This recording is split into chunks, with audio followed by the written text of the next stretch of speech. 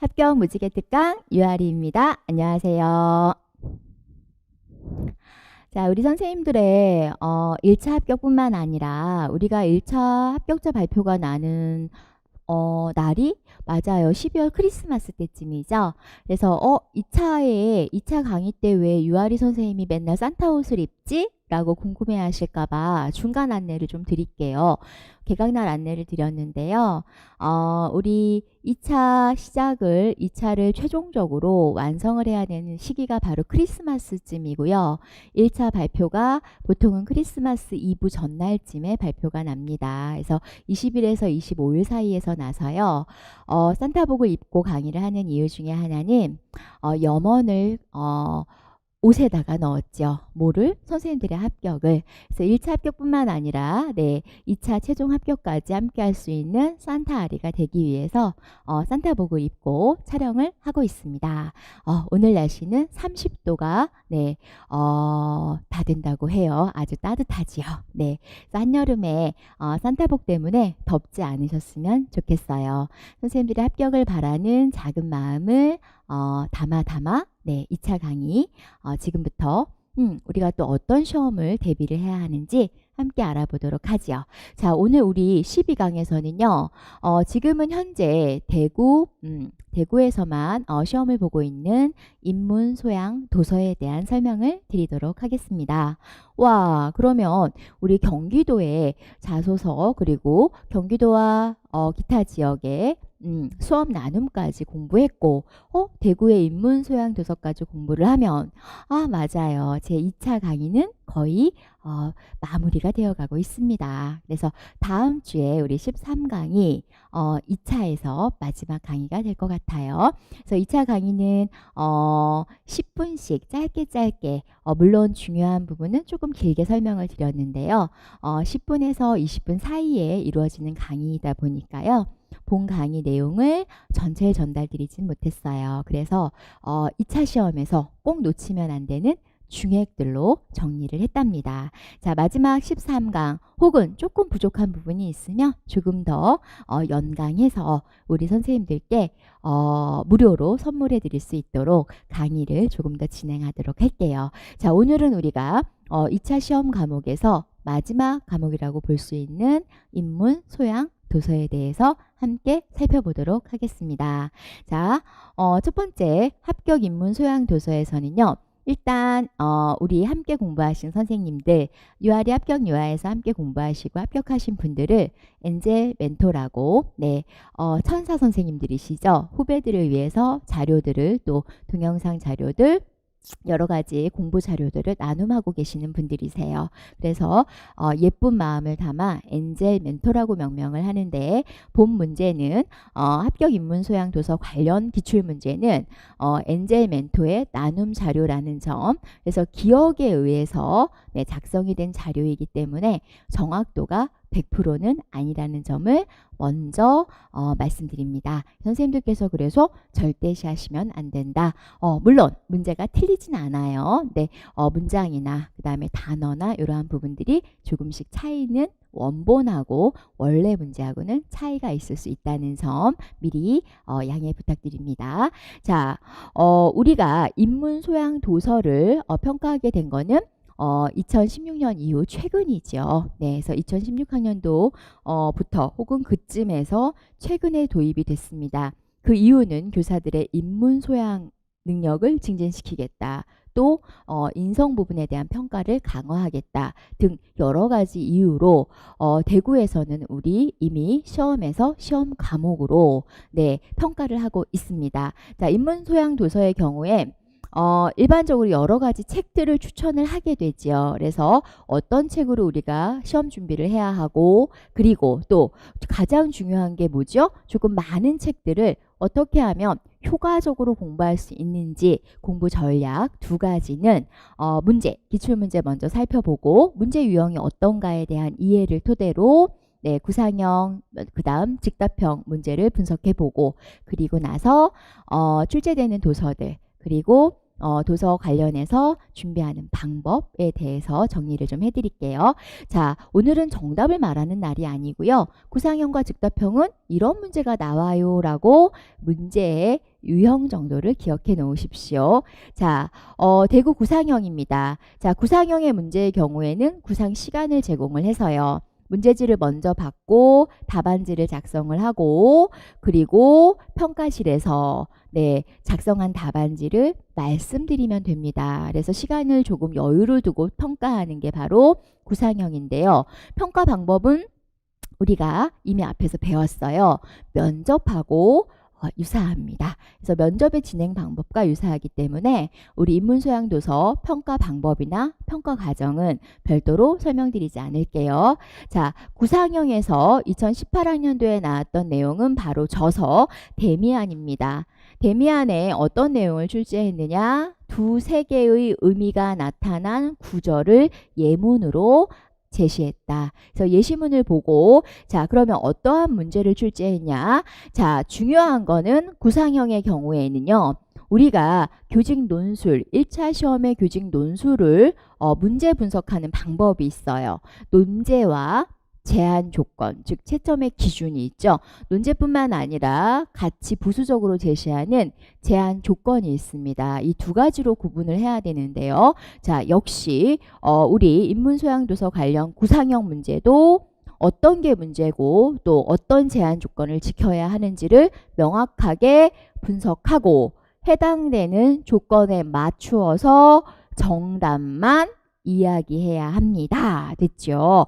자, 그러면 우리 문제를 한번 분석해 볼까요? 자, 문제를 먼저 읽어보죠. 예시문을 토대로 두세 개의 의미와 두세 개를 통해 어떻게 인간으로서 성장하였는지, 인간으로서 성장하고자 하는 노력을 명심보감 훈자편 또는 논어 하기편을 예를 들어 설명하시오. 아, 머리가 아파오고 대구를 포기하고 싶고 자, 그러나 그렇게 선택하지 않아도 된다. 왜 그러냐면 잠시 후에 설명할게요.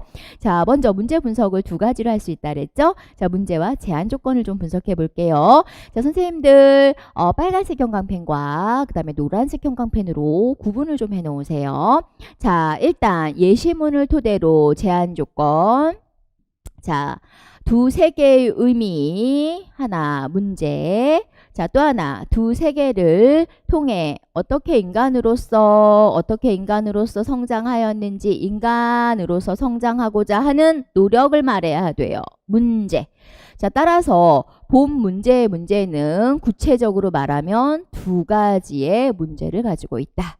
그래서 이 두 가지에 대한 뭐만 쓴다? 1번과 2번 문제에 대한 뭐만 쓴다? 그렇습니다.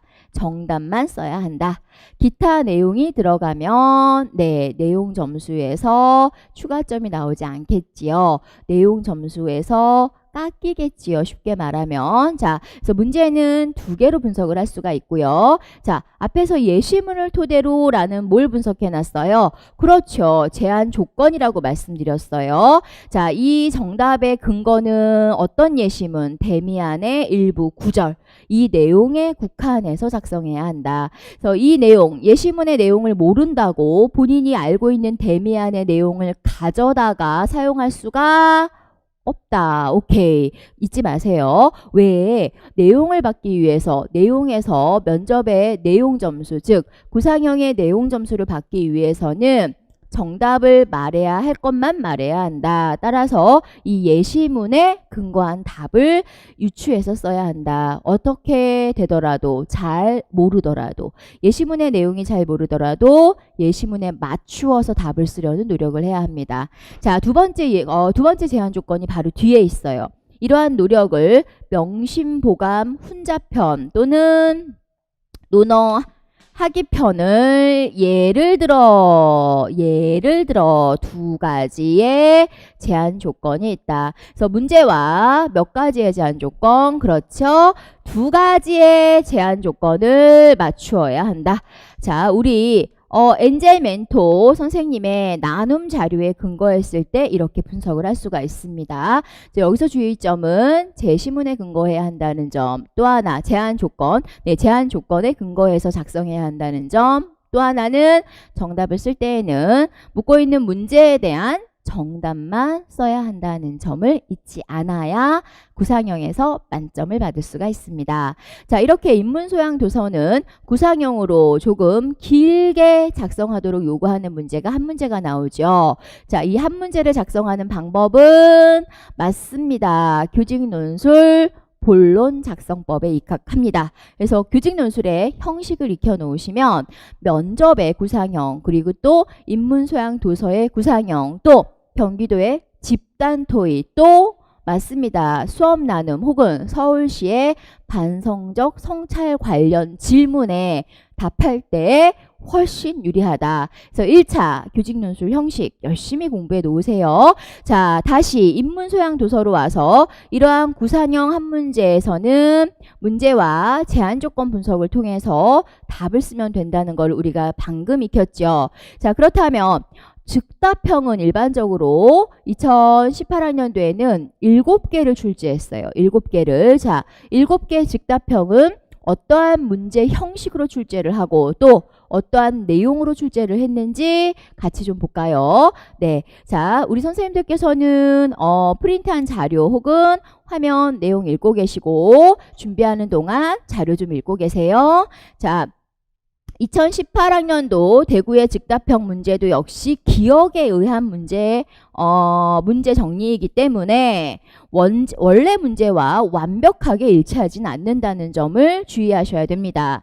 자, 참고해서 보시면 됩니다. 자, 봅시다. 총 몇 문제? 그렇습니다. 즉답형 몇 개? 네, 맞아요. 7문항을 출제했다. 자, 7개의 문제를 출제했는데 첫 번째 문제는 문제 그냥 같이 자연스럽게 읽을까요? 자, 데미안에서 새는 알을 깨고 세상 밖으로 나온다. 또한 신을 향해 달려간다. 누구의 이름? 그렇죠. 신의 이름은 이게 문제죠. 자, 저서는 데미안이죠. 자, 에밀에서 자, 루소 제2의 탄생기는 무슨 시기다. 괄호 넣기로 출제를 했네요.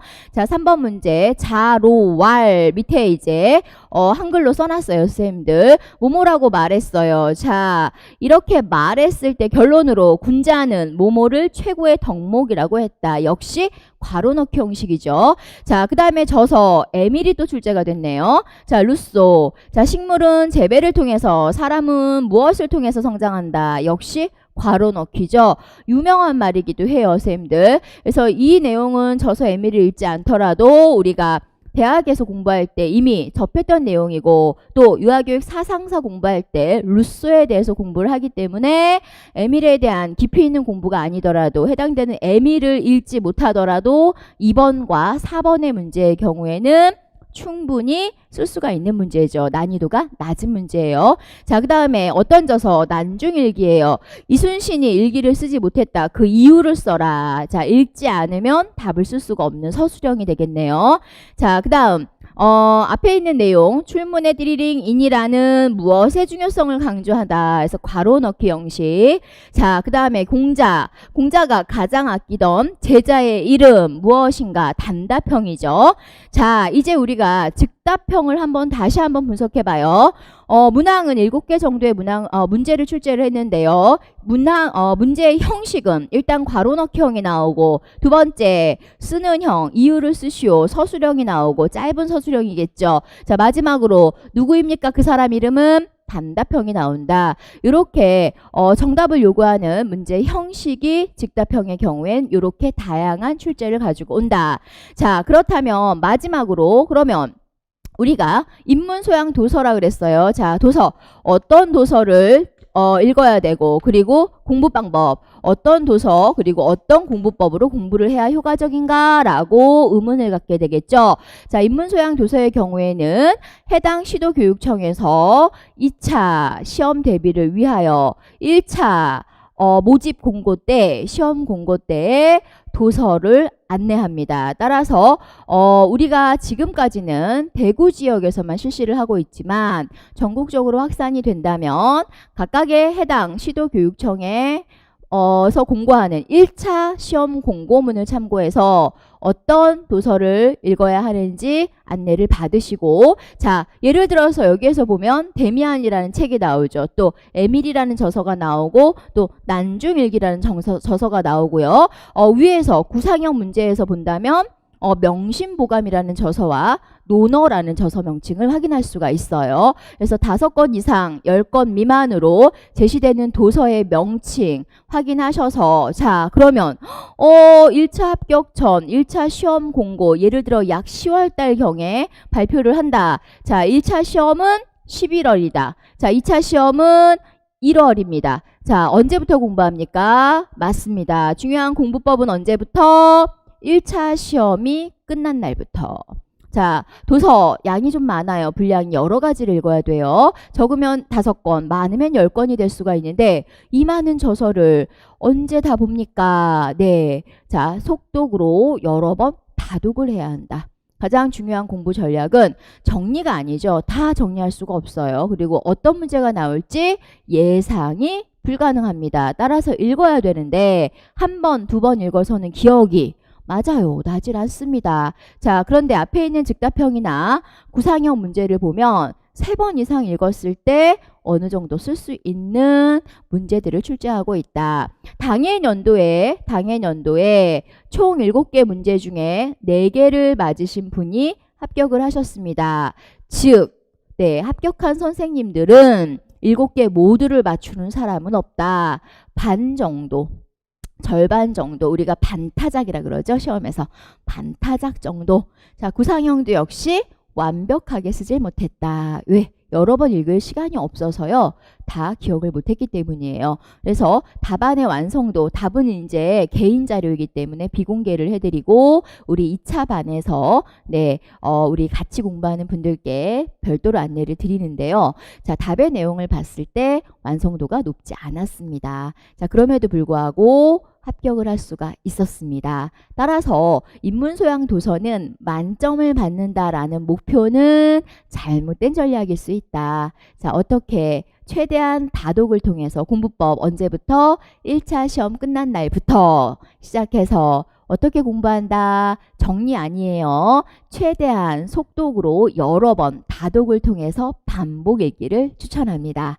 자, 인문소양 도서는 네, 시도교육청에서 제시하는 책들을 준비해서 읽으시면 되고 주의점은 한두 권에 집중하면 안 된다. 골고루 모든 저서를 다 봐야 한다. 거의 모든 저서에서 출제를 다 하고 있기 때문에요. 안내하는 모든 저서를 다 봐야 되고요. 그러한 시험 평가에서는 가장 효과적인 공부법, 기출문제와 또 시험 과목을 고려했을 때 가장 효과적인 공부법은 속독으로 여러 번 반복해서 읽기를 하는 걸 추천드립니다. 자, 아이고 어려워요. 대구는 포기하고 싶어요. 그러지 않으셔도 좋겠습니다. 2차 우립, 네, 대구 지역 응시하시는 선생님들을 위해서 인문소양 도서 강의를 또 별도로 공부법 강의를 주로 해드립니다. 특별한 공부법은 없어요. 인문소양 도서는 말 그대로 읽어서 가면 되는데 어떻게 읽느냐가 중요하죠. 그래서 2차 강의 개강할 때 대구 지역, 기타 또 추가 지역이 있다면 관련해서 인문소양 도서 공부법 그리고 매일매일 지도 같이 이루어집니다. 너무 걱정하지 마시고 네 1차 준비에 매진을 하세요. 자, 강의와 관련해서 궁금한 질문 올리는 공간 확인하셔서 참여하시고요. 자, 정말 즐거웠습니다. 네. 우리 2차는요, 이제, 짧으면 다음 주 강의에서 13강에서 조금 길면 14, 15강으로 마무리가 될 것 같아요. 좀 아쉬운 점도 있고, 그리고 부족했던 강의에서 조금 미련도 많이 남습니다. 부족했던 부분들, 네, 조금 더 채워서, 13강에서 조금 더 행복하게 강의할 수 있도록 안내할게요. 자, 우리 선생님들 멋지게 또 훌륭하게 자, 방금 하는 칭찬은 우리 유아에게 하면 안 되는 부적절한 칭찬의 예가 되죠. 자, 구체적으로 어떻게 멋지게 네, 임고생답게 최대 시간 공부해서 또 어떻게 행복하고 어떻게 예쁘게 임고생답게 공부의 완성도를 높여서 예쁘고 행복하게 만나자고요. 자, 13강에서 만날게요. 아리아리 합격!